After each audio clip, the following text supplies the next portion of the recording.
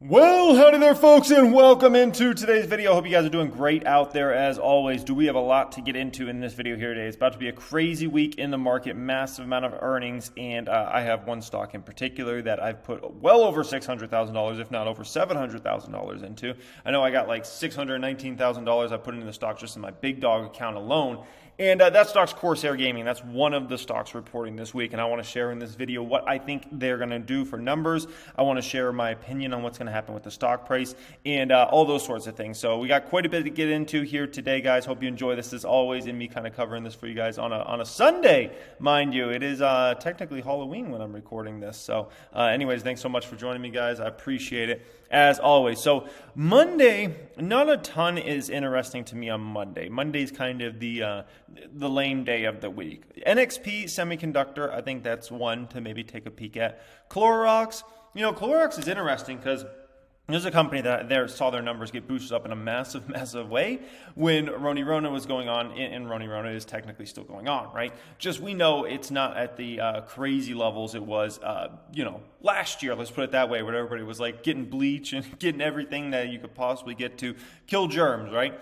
And so Clorox, I wouldn't be surprised if their numbers are slightly disappointing over the next year. Not really just this quarter, but really over the next year. Because when you have that huge boom up in business, you got to be ready for that, the come down. Let's call it that, okay? Now, Tuesday's when it gets crazy, all right? So Pfizer, which is a stock I own, in my dividends only account, Pfizer, PFE is going to be reporting earnings. I think those earnings are going to be really, really strong. Really, really strong earnings, expecting nothing other than super strong earnings out of Pfizer for, a while. They have an amazing pipeline. They have arguably, I know the CEO said they have arguably the best pipeline they've ever had as a company in terms of products that are coming.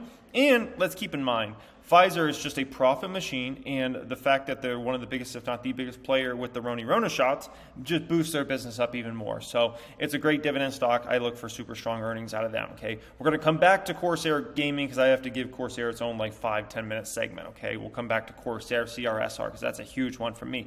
You have BP reporting and big oil, blah, blah. Under Armour has been interesting in the past. The stock, dropped to some pretty interesting valuations. Not a stock I'm in as of right now, but it is one I track and keep an eye on. It seemed like they want to become Nike. I truly feel like this. I feel like Under Armour wants to become Nike eventually. It's just becoming Nike is really dang hard, and I think Under Armour's seen that over the past 5-7 years. And you look where that business has gone over the past 5 or 7 years, and it just hasn't gone very far, let's put it that way. It seems like they kind of been almost stuck in a rut. And, Nike is just a beast to compete with, and if you're trying to compete with those guys, it's tough. I ask Under Armour, it is a tough, tough thing. You have Estee Lauder's company reporting, which the beauty industry should see a ramp back up in volumes, in my opinion. You had a lot of folks for about an 18-month span that postponed a lot of cosmetics purchases and weren't wearing cosmetics because they weren't going to the office as much, if at all, right? Or they weren't going out to any activities out in the world. So Estee Lauder, which owns just a bunch of different makeup brands, in my opinion, absolutely their business was hurt, right? Not only that, but Estee Lauder sold in a ton of department stores, which a ton of department stores had to be closed for a good chunk of 2020 or limited, right? And so I'm looking at Estee Lauder as being a play on the comeback of the world, right? It's not a stock I'm personally invested in. I just think their numbers are going to be incredibly strong year over year over the next several quarters, okay? You have Ferrari reporting. Ferrari is never really interested me. The reason being is they do have to always limit production. So in a time period like now, I'm sure Ferrari orders are amazing. It's just you can only push the Ferrari numbers up so much because they limit the amount of orders that come in for the product, right? So it's something key to remember there. On Tuesday after the close, you have Activision Blizzard, ATVI. They've been caught up in a lot of, what do we call it for ATVI? They've been caught up in a lot of drama, let's call it that. Drama, legal situations, former employee situations, just an ugly situation there. Activision Blizzard, their products are incredibly strong. Call of Duty and obviously all the Candy Crush games, and they have just an amazing lineup there. Let's be quite honest. If you look at their lineup, they're some of the biggest games in all of the world. And so we know the business is a it's a great business. We just know they're caught up into a whirlwind of drama right now, and there's a lot of questions to be answered by a lot of the executives at that company and things like that. So it's an ugly situation right now. Not a stock I'm interested in the short term because it's quite ugly. You have Zillow also reporting. So Zillow, interesting because I've heard a lot of conflicting things about Zillow. It's like they were buying houses, now they're going to stop buying houses. I'm hearing a lot of conflicting information. I think this is going to be the most important conference call that Zillow's had maybe in the company's history in terms of trying to make sure their shareholder base understands where this company's going, because I've heard it from a lot of people. They're not even sure where the heck Zillow's going. And so this is going to be a key one. Let's just put it that way. And don't be surprised if that stock moves big. I'm talking big. After hours and into Wednesday trading. Don't be surprised at all, okay? T-Mobile, Big Five, nothing really interesting to me there, okay? Then Wednesday, you have CVS Health. This is a big one for me. The reason being is I have about $1 million or so in Walgreens Boots Alliance, WBA. They're a competitor to CVS, but let's be quite honest. If CVS numbers are pretty good, Walgreens numbers are pretty good as well, okay? So CVS will likely move Walgreens numbers, all right? So, yeah, I'm going to be absolutely watching that one like a hawk. Yeah, outside of that, Capri Holdings, which owns several different luxury brands, that should be interesting. Discovery Communications, a lot of people have tried to get me, into that stock. I don't know what it is. The business model just hasn't been intriguing to me enough. I've looked at it and I'm like, why do I have to own this stock? The valuation looks pretty darn attractive, I will say that. So I'm still doing some work there. I'm just trying to figure out like what's not clicking for me in terms of it being excited about it, because I'm just not. Every time I look at the business model, I'm like, why do I have to own this? And maybe that's just the way a lot of investors feel around this business, and maybe that's why the stock's floundering. Because I think a lot of people are just looking like, why do I have to? The valuation looked compelling, but do I have to own this stock? So I'm still doing some work there on that one. You have Marriott reporting, which obviously should see a nice comeback in business year over year, and should continue to for many quarters into the future here. After the close, Roku, never been a business I've been that into, to be quite honest. I've never been into the business, so I just don't get it in regards to Roku. I know Kathy Woods in the past, and I think even presently is a big shareholder of Roku. I've just never seen it with that one. So Qualcomm is a stock I own. This is a huge play in the 5G space. They make a ton of 5G chips. And basically, if you have a 5G phone of any kind or you're planning on getting a 5G phone, high probability there will be Qualcomm chips in it. Let's just put it that way. They have amazing patent portfolio there. Fastly's reporting, which Fastly is a company we use for the Hungry Bowl, which is an app I have, which makes sure you download it on your iOS and Android store. It's keeping you up to date in the markets, as well as stock price movements, earnings calls, SEC reports, everything like that, right? And we use Fastly. So this is literally a company that, one of my companies basically use. And as far as the business model, it's intriguing. I'm just trying to figure out if it's a commoditized business model or not. That's really what I'm trying to figure out at the end of the day. And the stock is significantly off its old highs, I can tell you that much. So I'm going to actually be really interested to hear what they report for earnings. I'm going to be definitely paying attention to that one. Etsy's another one I'll be paying attention to. So Etsy's got a nice business model. They did see obviously a boom last year with everybody pretty much being at home, doing a lot more online shopping. That benefits Etsy in a massive, massive way. We cannot deny that. And people making stuff out of their living room, right? And so I'm going to be absolutely paying attention to Etsy. That one, if I recall, is another one that's significantly off its 52-week highs, okay? Thursday, you have Moderna reporting. A lot of folks are expecting big numbers there. I don't really have an opinion as far as that one goes. You have good old Nikola reporting, everybody's favorite stock, NKLA, if they still are that ticker symbol. Oh, boy. Woo, Nikola, okay?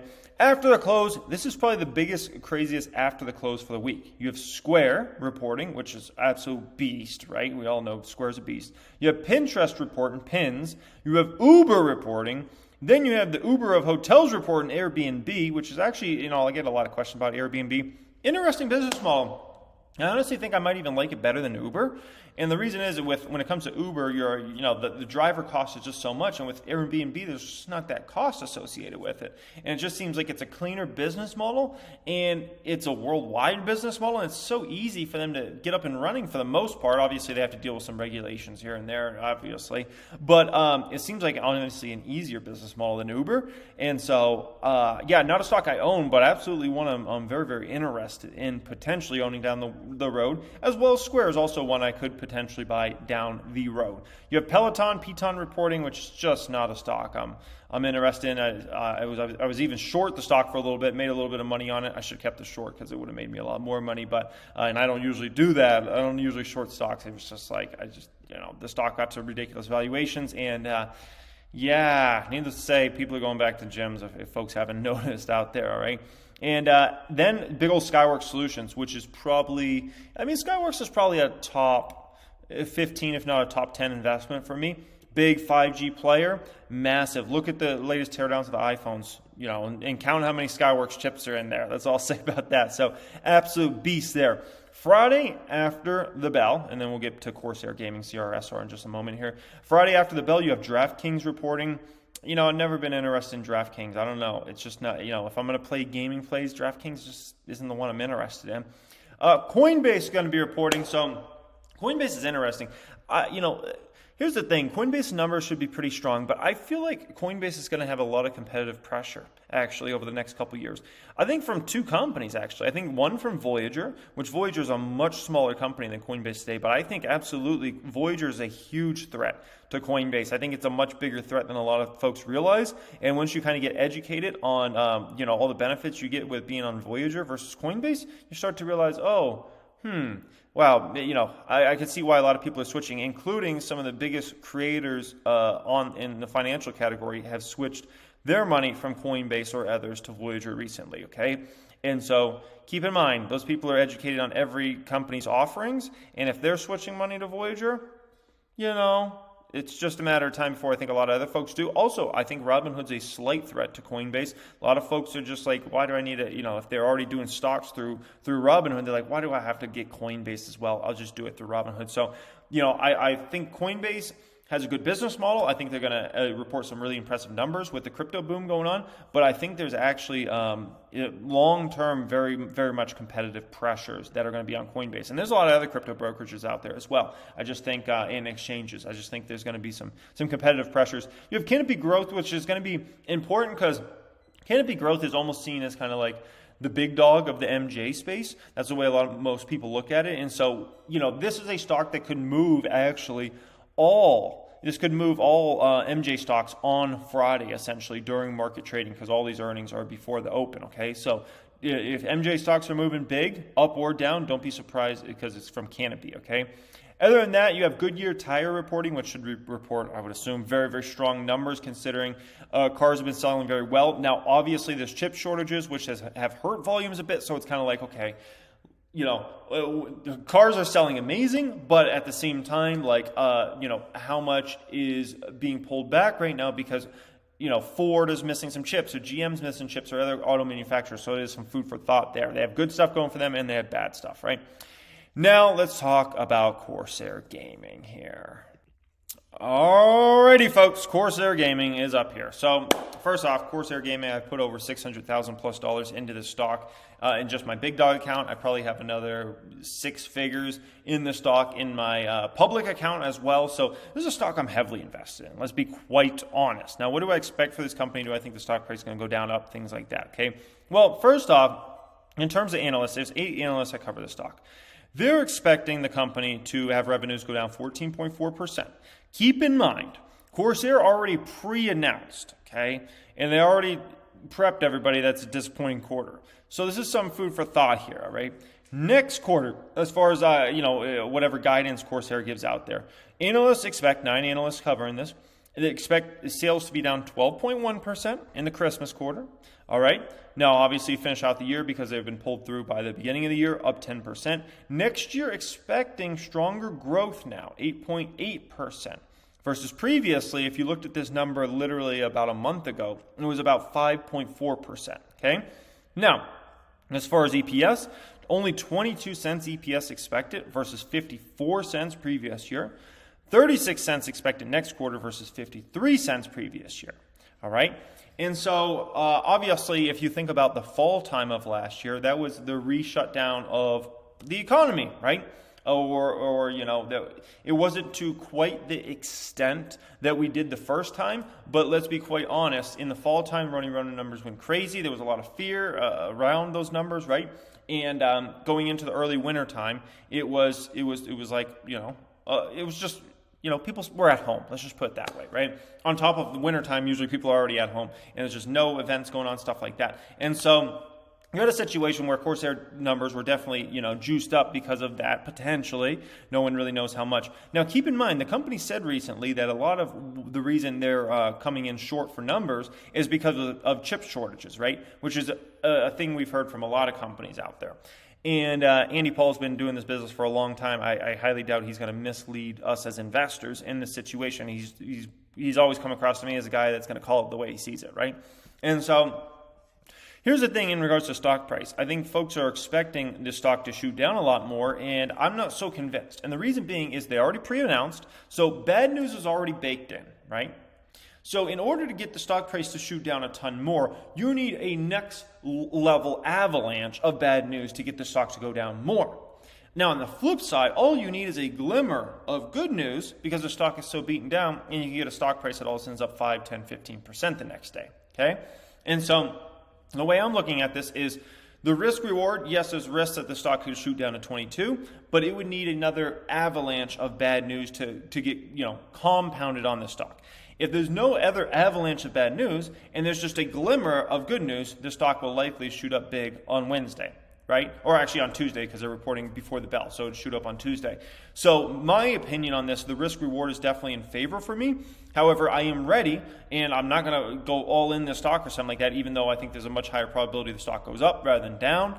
I'm looking at the stock, and I'm just going to play it from the respect that if it goes down in any significant way, and it hits a 23, it hits a 22, I'm ready to buy some more shares, another $20,000, $50,000 worth if that stock moves down at all. If it doesn't move down and it moves up, great. I've already built out a massive position in this stock, and I'm comfortable with what I hold. Doesn't mean I won't buy some more shares if it goes up, because even if the stock went up to 27, 28, I'm still under cost basis, right? Meaning basically I'm still negative on the stock. Even if it goes up to 27, 28 after these earnings, I'm still going to be down in the stock. So it's not a real possibility for me to buy more shares, right? And get cost basis still down in the stock, okay? So anyways, guys, hope you enjoyed this video. As always, just kind of keeping you guys up to date on the earnings that are coming this week, as well as big old Corsair Gaming, CRSR. Let me know what you think is going to happen with Corsair Gaming this week. Do you think there's more risk involved with the stock, or do you think there's more reward potential in the stock? I would love to hear from you guys in the comment section. As always, much love and have a great day. Peace.